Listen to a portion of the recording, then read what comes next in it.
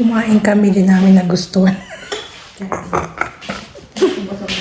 Nabusog kami sa sa Perrier. Yung water with gas. Pakita ko sa inyo yung merengue pala. Bukod doon. Merengue or merang. Ito. 5 euro. Ilang peraso to. Siguro mga lagpas 10. Ganyan lang. Sabihin, kung 70 pesos ang per euro, 350 pala ito.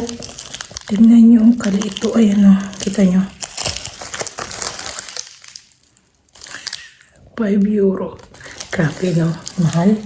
Kasi pang mayaman kasi yung pinagbilhan. Depende kasi kung saan magpibili ito. Ito. Yan yung pangalan. Oh, diba? Paris. Ang pangalan ng pinagbilhan na to. Basta Paris lang eh. Yan o. Tapos pakita ko rin sa inyo ito. Fries. Fries. Tapos yung steak nila. Saka yung mashed potato. 35 euro yun. Doon sa yayamanin.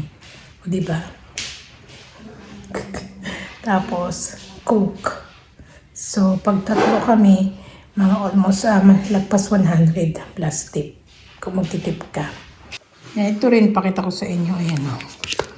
3 euro yan. O diba? Mas mura-mura ito. Kaysa dito, 5. Diba? Mas mahirap kasi gawin yun. Merang din pala to. Tapos, teka.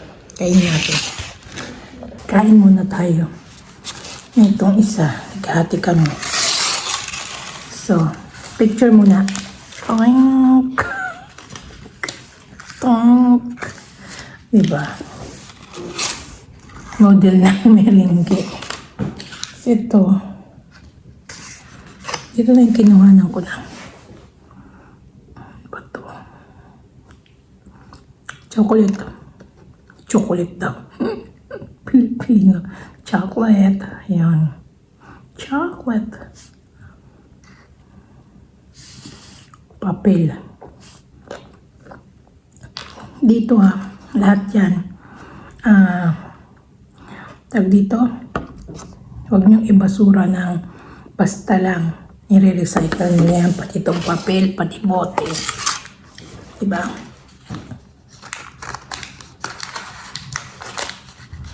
Tig-isa kami nahulog na isa. Tignan natin yayamanin kung 3 or 70 to 210 pesos. Isa lang nito. Grabe. Diba? Ang ito. Yung kamay ko. Wait lang. Ganyan lang. 210 pesos.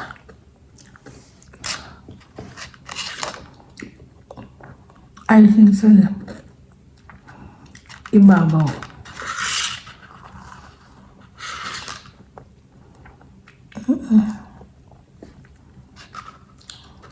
Lasa rin ang merang sa Pilipinas. Sa Tagalog pa, merengue.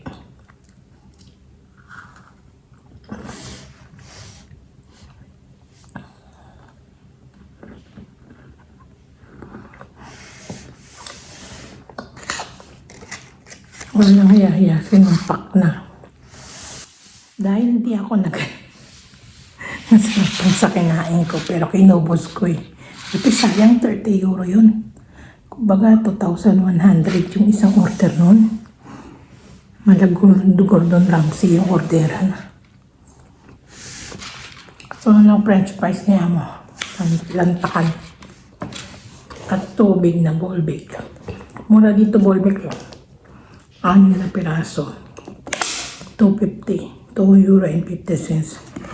Mas mura kaysa sa Saudi. Yan. Tapos, ito. Chai latte. Pero walang latte. Chai lang.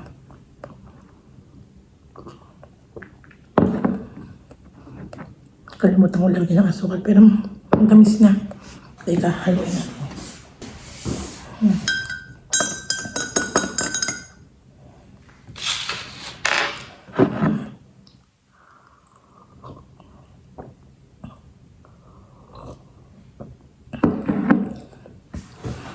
tatapusin ko na to. Kaya bye-bye na. Kain muna.